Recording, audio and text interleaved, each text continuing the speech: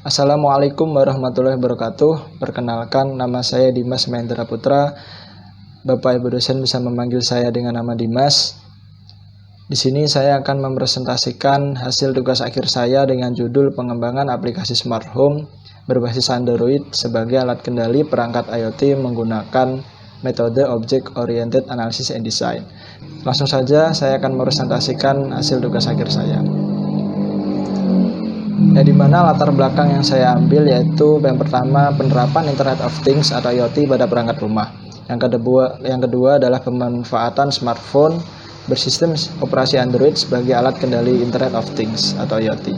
Yang ketiga adalah pengendalian perangkat rumah jarak dekat maupun jauh menggunakan akses internet. Rumusan masalah yang saya ambil yaitu bagaimana mengembangkan aplikasi smart home berbasis Android sebagai alat kendali perangkat Internet of Things atau IoT menggunakan metode Object Oriented Analysis and Design. Tujuan penelitian ini yaitu mengembangkan aplikasi smartphone berbasis Android yang mampu mengendalikan perangkat rumah. Yang kedua, memberikan penjelasan pengembangan prototipe aplikasi untuk mengendalikan perangkat Internet of Things atau IoT. Ruang lingkup yang saya ambil atau batas-batasan dari aplikasi yang saya buat adalah yang pertama penerapan smart home berfokus pada 3 objek saja, yaitu lampu, taman, dan pintu. Aplikasi ini juga dibangun untuk mempermudah kendali pada perangkat rumah tangga yang sudah menggunakan rangkaian IoT dari smart home.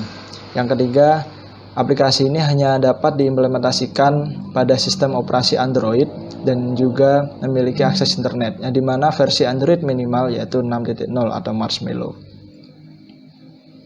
Metode penelitian yang saya jalankan yaitu ada 4. Pertama adalah studi literatur. Sebelum saya melakukan penelitian ini, saya mencoba untuk meriset apa-apa saja yang menjadi dasar agar saya bisa membuat aplikasi ini.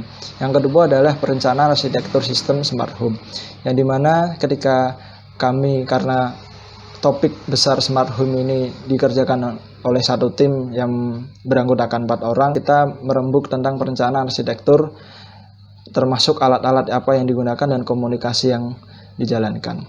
Yang ketiga adalah pengembangan aplikasi smart home. Yang keempat, pengujian aplikasi menggunakan black box testing.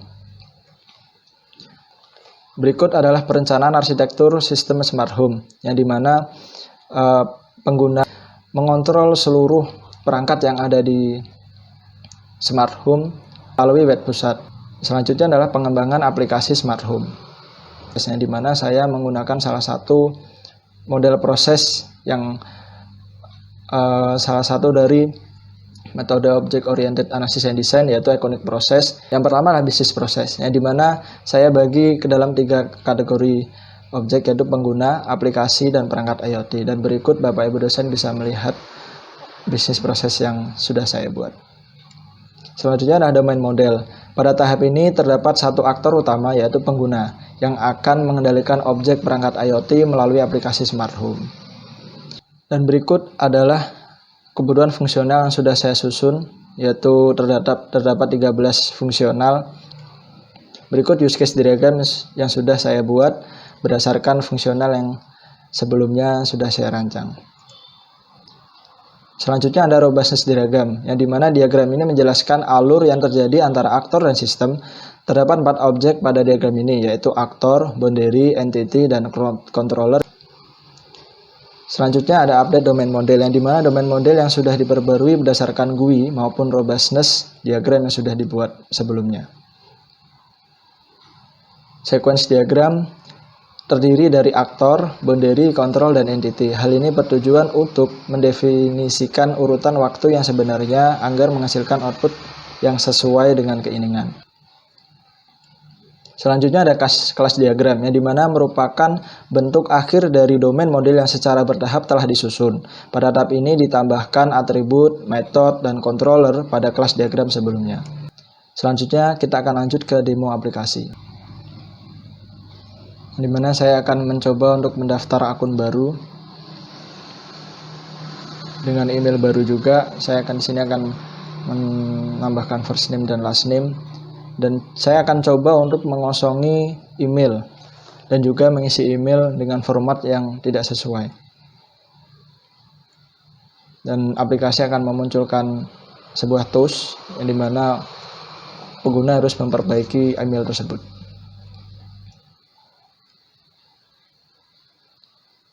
Selanjutnya, ketika pengguna sudah mendaftarkan email baru, dia akan mendapatkan sebuah email notifikasi yang akan muncul dan harus pengguna verifikasi terlebih dahulu. Jika tidak, dan jika pengguna melakukan sign in belum melakukan autentikasi atau verifikasi melalui email, dia tidak akan bisa login atau sign in. Nah, dia akan diarahkan untuk membuka email dan juga melakukan autentikasi itu sendiri. Dan jika pengguna sudah melakukan autentikasi, pengguna bisa login dengan leluasa. Di sini sudah saya tambahkan,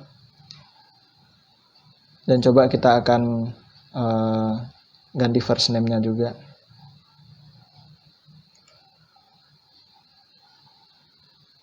Update sukses, yang dimana first name-nya menjadi Putra. Dan ketika saya membuka perangkat atau device masih kosong karena akun tersebut belum menambahkan perangkat smart home di aplikasinya.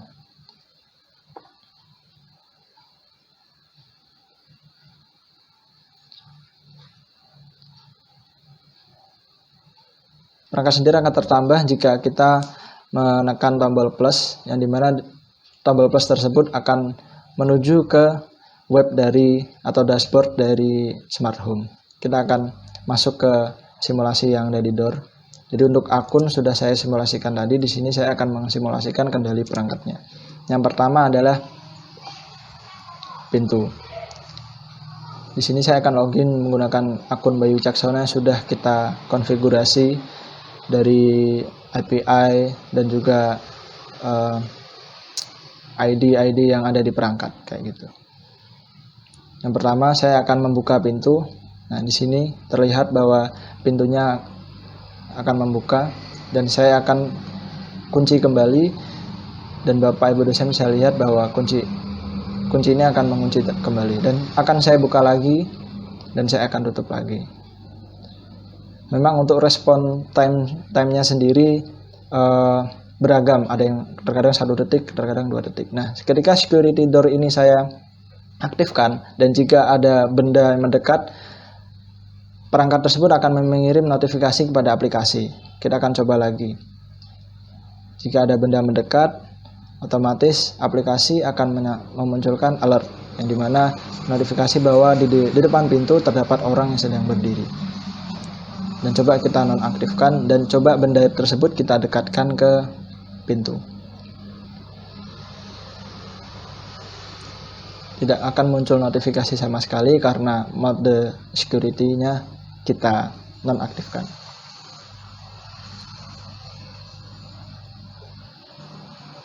Dan coba kita akan aktifkan lagi. Dan kita coba dekatkan benda lagi. Nah, aplikasi akan menampilkan alert bahwa ada seseorang yang berdiri di depan pintu. Dan jika security door ini diaktifkan, harus dalam keadaan pintu terkunci, dan ketika pintu terbuka, security door tidak akan bisa diaktifkan karena ketika security door ini diaktifkan, posisi pintu harus sedang tertutup atau terkunci. Dan di sini saya akan tampilkan histori kontrol saya tadi, yaitu ada membuka pintu, ada mengunci pintu. Selanjutnya adalah garden atau taman. Kita akan coba buka taman dan kita akan kontrol taman. Di situ juga kita tampilkan temperatur, humidity, dan soil moisture, yang dimana akan terupdate terus-menerus ketika memang tanaman itu mengalami perubahan pada temperatur, humidity, dan soil moisture-nya. Kita akan kendalikan pompa airnya. Di sini kita bisa lihat pompa air menyala dan menyirami tanaman tersebut. Bisa kita zoom untuk bisa dapat lebih jelas Bapak Ibu dosen melihatnya. Nah, di sini pompa air menyala dan coba kita matikan. Dan memang respon time-nya beragam, terkadang cepat, terkadang lambat. Nah, di sini pompa airnya mati ya. Dan jika kita on lagi, pompa air akan menyala lagi. dan akan menyirami tanaman.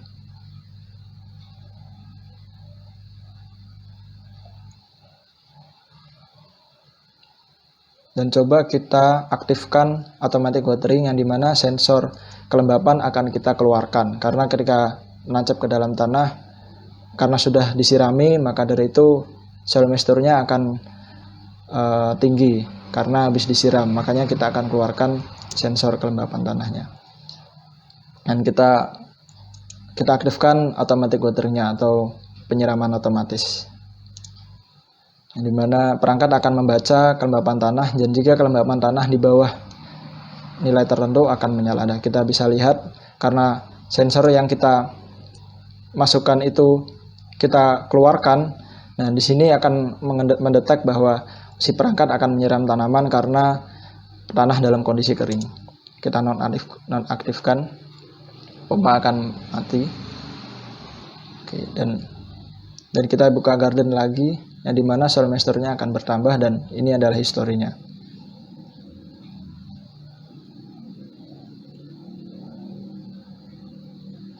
Dan di sini saya akan melanjutkan pada lampu, yaitu pada kontrol. Ini dalam kondisi normal, tidak menggunakan sensor apapun. Dan coba kita akan nyalakan satu persatu. Di sini karena dari perangkat sendiri memiliki ruang lingkup, jadi ketika ada 3 lampu bersamaan itu tidak kuat atau dayanya tidak kuat, makanya saya akan nyalakan satu persatu atau maksimal 2 lampu sebagai bukti bahwa lampu sudah bisa dikendalikan melalui aplikasi. Ini sudah saya kendalikan 2 dan lampu tersebut nyala, dan kita nonaktifkan lagi. Dan sedikit saya percepat videonya karena memang sedikit lama respon time-nya, selama 1 menitan mungkin.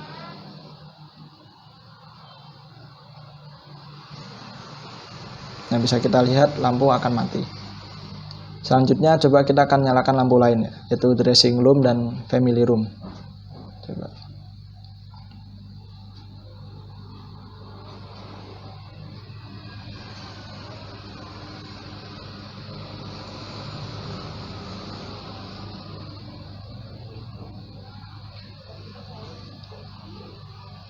Nah, otomatis lampu akan menyala dan beda dari yang tadi.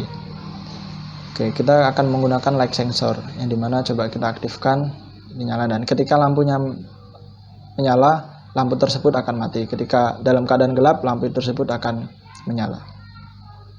Coba kita akan gelapkan ruangannya.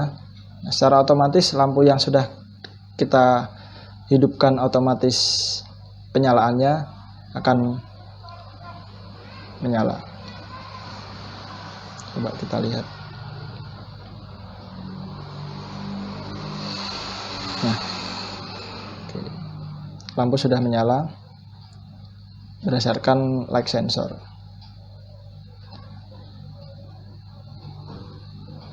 Dan coba dengan menggunakan motion sensor, yang dimana ketika lampu tersebut tidak ada pergerakan sama sekali, lampu akan mengalami redup atau akan mati.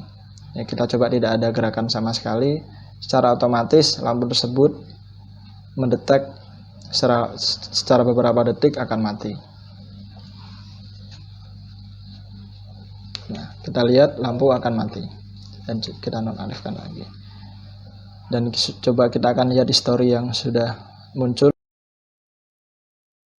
Selanjutnya adalah suhu dan kelembapan terbaru, yang dimana sudah saya dapatkan data terbaru dari perangkat yang sudah diaktifkan. Oke, terima kasih.